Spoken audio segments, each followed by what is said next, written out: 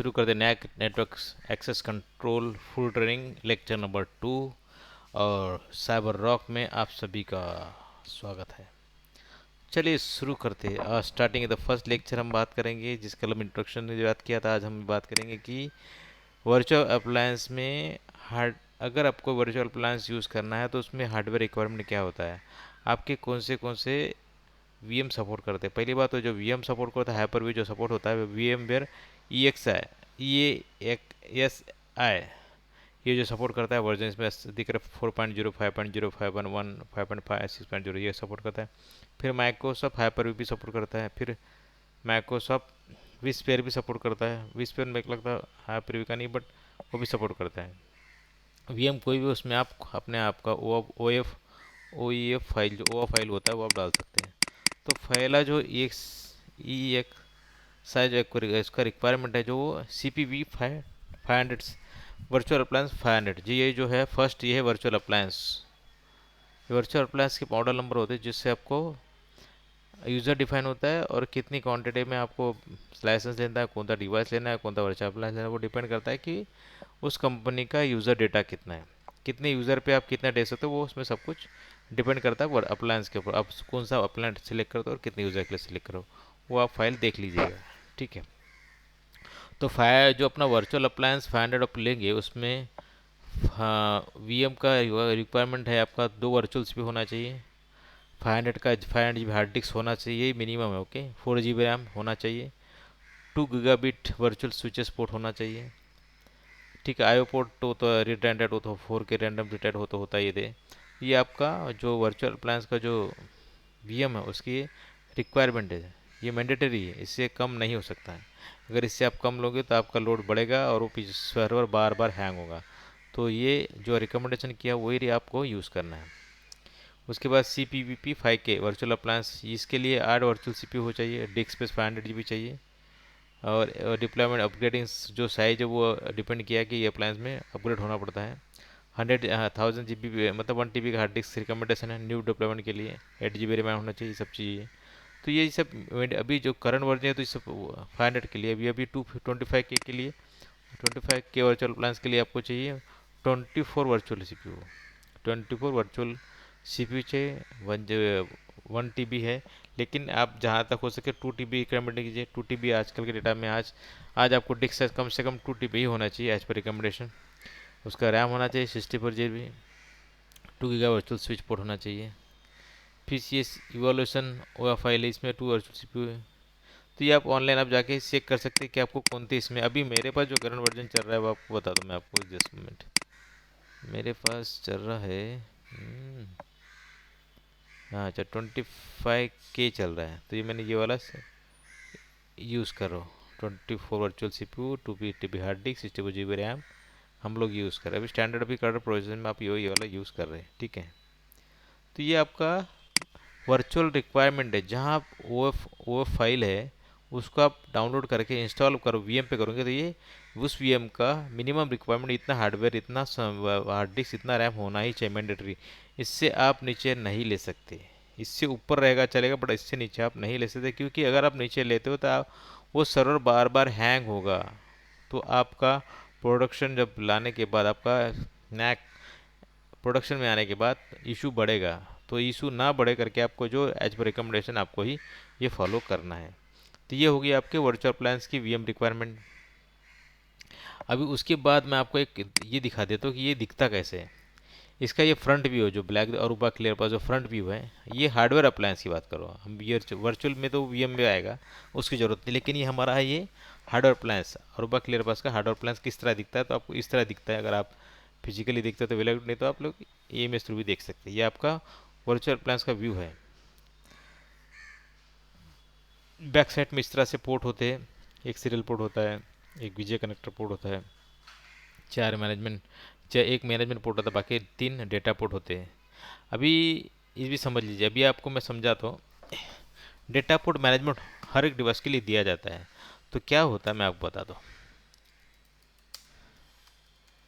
Data port and MGMT port, sorry MGMT port, ठीक है। Data port आपका traffic, actual traffic को move करेगा, एक्चुअल ट्रैफिक,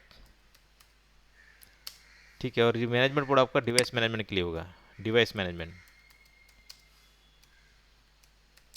ठीक है। अभी डिज़ाइन में क्या होता है, डेटा पोर्ट आपका जो आपका डिवाइस है, जैसे आपका एंड पॉइंट्स है, तो वो डेटा पोर्ट के थ्रू ऑथेंटिकेट होंगे, और मैनेजमेंट पोर्ट के थ्रू आप डिवाइस को मैनेज करेंगे। ये डिवाइस पोर्ट जो होता है ये सिर्फ डिवाइस मैनेजमेंट के लिए होता है। ये हम लोग डिवाइस को ओपन करने के लिए, इस डिवाइस को फिजिकली मैनेज करने के लिए मैनेजमेंट पोर्ट यूज़ करते हैं। आप डेटा पोर्ट से भी ओपन कर सकते हैं, बट एज नॉट रिकमेंडेशन, आपको जाना है मैनेजमेंट पोर्ट के थ्रू ही, लेकिन आपको ट्रैफिक डेटा पोर्ट के थ्रू लेके जाना है। इसलिए इसमें 3 डेटा पोर्ट है और एक मैनेजमेंट पोर्ट है, ठीक है। ये आपका होगा फ्रंट व्यू, बैक व्यू। ये वर्चुअल अप्लायंस का हार्डवेयर व्यू का मैं आपको अप्लायंस दिखाया, ठीक है। ये हो गया आपका, पहले हमने ये देखा कि एक वीएम के लिए क्या रिक्वायरमेंट लगती है। सेकंड हमने देखा कि व्यू, वर्चुअल अप्लायंस का व्यू, हार्डवेयर अप्लायंस का व्यू किस तरह दिखता है, ये आपने देखा। अब थर्ड चीज़ मैं आपको,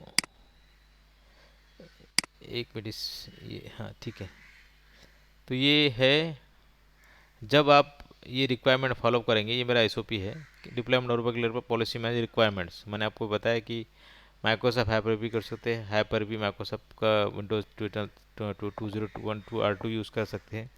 तो हम लोग जो यूज़ कर रहे हैं एक वर्चुअल सीपीयू होना चाहिए, हमने यूज़ किया है।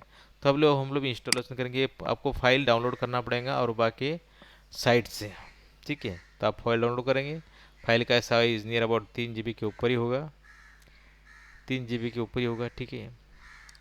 अभी उसके बाद आपको क्या चाहिए, उसमें आपको मैनेजमेंट आईपी एड्रेस चाहिए, मैनेजमेंट का सबनेट चाहिए, मैनेजमेंट का गेटवे चाहिए, डेटा पोर्ट का आईपी एड्रेस चाहिए।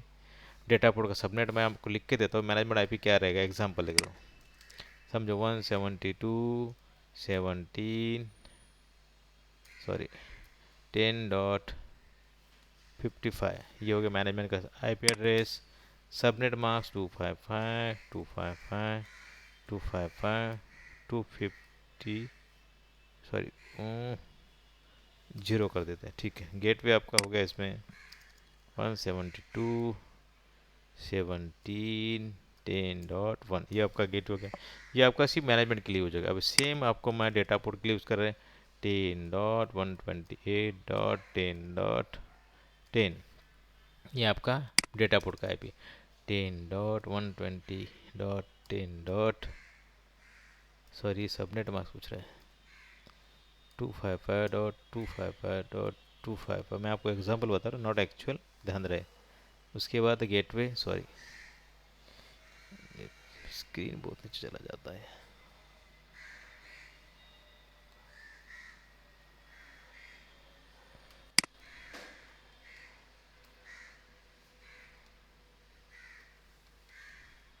थोड़ा स्क्रीन गड़बड़ हो रहा है मेरा, पता नहीं क्यों ऐसा हो रहा है। तो ये हो गया आपका सबनेट, गेट आपका 10.120.10.1 गेट। अभी आपका डीएनएस जो रहेगा वो आप यूज़ कर सकते हैं, मैं पब्लिक डीएनएस करता हूँ 8.8. एग्जाम्पल के लिए लेक्स सेकेंडरी हम यूज़ करते हैं, आप सेकेंडरी है तो यूज़ कर सकते हो जो भी रहेगा। तो ये आपका 4.2.2.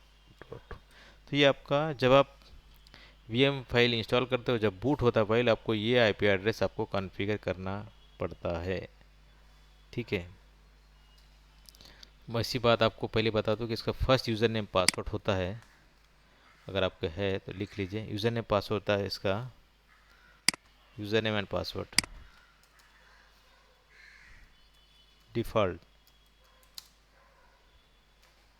आई टिप्स पासवर्ड,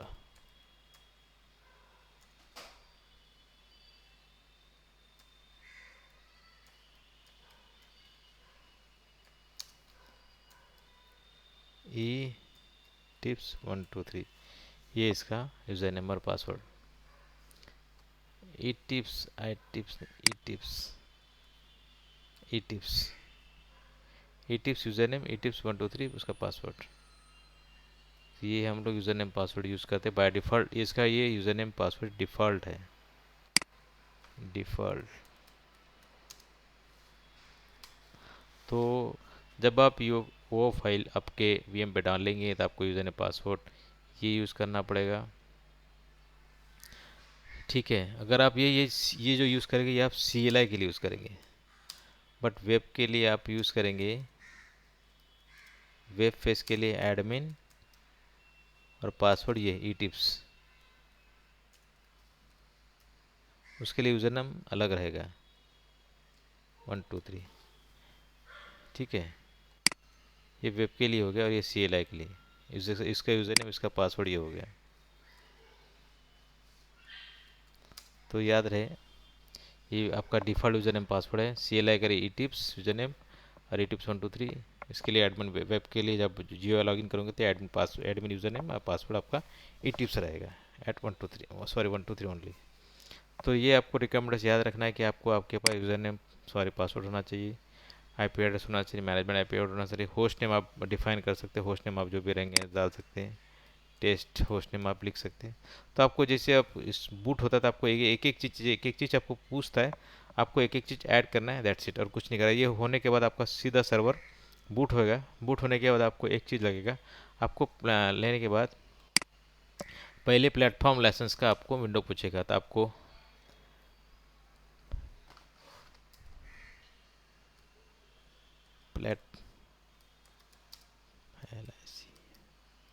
प्लेटफॉर्म लाइसेंस आपको चाहिए तो 90 डेज ट्रायल का आप अरूबा से ले सकते हैं। तो 90 डे ट्रायल का लाइसेंस लीजिए जिससे आप अपने सर्वर को एक्टिवेट कर, उसके बिना आपका सर्वर आगे नहीं जाएगा। विदाउट लाइसेंस आप उस सर्वर को आगे नहीं लेके जा सकते। उसके बाद आपको अगर सर्विसेज कॉन्फ़िगर करना तो एक्सेस लाइसेंस भी आपको ज़रूरी है। एक्सेस लाइसेंस, एक्सेस लाइसेंस आपको दो लाइसेंस आपको platform license and access licence compulsory है आपको कोई भी सर्विसेज पर यूज़ करने के लिए। उसके बाद आपको ऑन गार्ड लाइसेंस आता है, on guard, on guard licence आ गया, ऑन बोर्ड लाइसेंस आ गया, on guard on board access, ये हमारा लाइसेंस के टाइप है। प्लेटफॉर्म लाइसेंस कंपलसरी है, एक्सेस लाइसेंस कंपलसरी, उसके बिना एक्सेस लाइसेंस के आप कोई भी सर्विस कॉन्फ़िगर नहीं कर सकते। प्लेटफॉर्म लाइसेंस के बिना आप सर्वर में लॉगिन भी नहीं कर सकते। तो पहला विंडो आपको लाइसेंस पूछेगा, आपको 90 डेज फ्री का अरूबा के साइट में जाके आपको 90 डेज फ्री का लाइसेंस मिलेगा और आप डाल दीजिएगा, सर्वर एक्टिव हो जाएगा। उसके बाद आपको एक्सेस लाइसेंस लगेगा, वो भी 90 डेज़ का मिलता है फ्री में, ट्रायल वर्जन।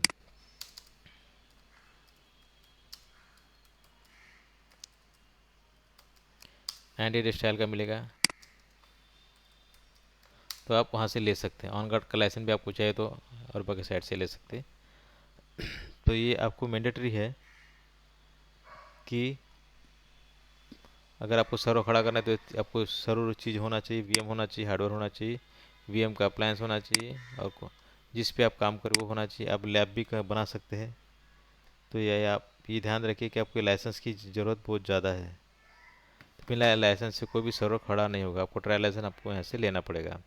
ये होने के बाद आपको अपना सेटअप खड़ा करने के लिए एक port list, default port list, अगर आपका सेटअप DCI एंड DR है तो ध्यान रहे DCI एंड DR में आपको ये पोर्ट लिस्ट यूज़ करना जरूरी है। पोर्ट लिस्ट मेरे को लगता है हम लोग बाद में बात करना चाहिए, ऐसा मुझे लग रहा है, वीडियो ऑलरेडी बड़ा हो गया है। तो आज के लिए हम लोग इतना ही करते हैं कि आपको आज हम बताएं कि हम रिकैप करते क्या क्या क्या हमने बताया। आज हमने बताया कि हार्डवेयर वर्चुअल प्लान्स की होता है, वर्चुअल प्लस दिखता कैसे है। उसके बाद मैंने बताया आपको कि एक वर्चुअल अप्लायंस को वीएम का रिक्वायरमेंट क्या था, हार्डवेयर रिक्वायरमेंट क्या है, वो सब आपको बताया। उसके बाद IP एड्रेस, ये सब चीज़ की क्या चीज़ ज़रूरत होती है, क्या क्या डेटा पोर्ट की ज़रूरत है, ये आपको बताया।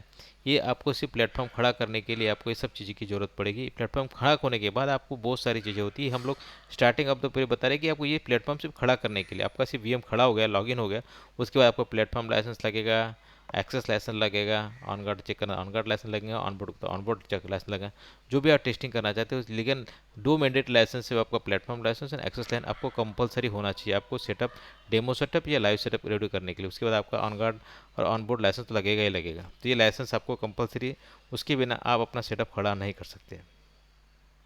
तो आज के लिए इतना ही। आपका मेरा वीडियो कैसा लगा आप ज़रूर मुझे कमेंट बताइए कि मैं अपने आप को और इम्प्रूव कर सकूं और आपको नॉलेज दे पाऊँ। इसलिए आप प्लीज़ कमेंट कीजिए कि मेरा वीडियो अच्छा लग रहा है या गलत है, ये इंग्लिश में ही बोलना चाहिए। तो आप मुझे थोड़ा बताओ तो मैं इसमें और भी काम करके आपको इम्प्रूव करूँगा। तो आज के लिए इतना ही। प्लीज़ सब्सक्राइब कीजिए और लाइक कीजिए, कमेंट करना ना भूलिए, क्योंकि कमेंट करने के बाद ही मैं अपने आप को इम्प्रूव कर पाऊंगा। आपका जो कम्युनिकेशन ओनली कमेंट ही होगा, तो आप कमेंट जरूर कीजिएगा। जय हिंद, जय भारत, थैंक यू।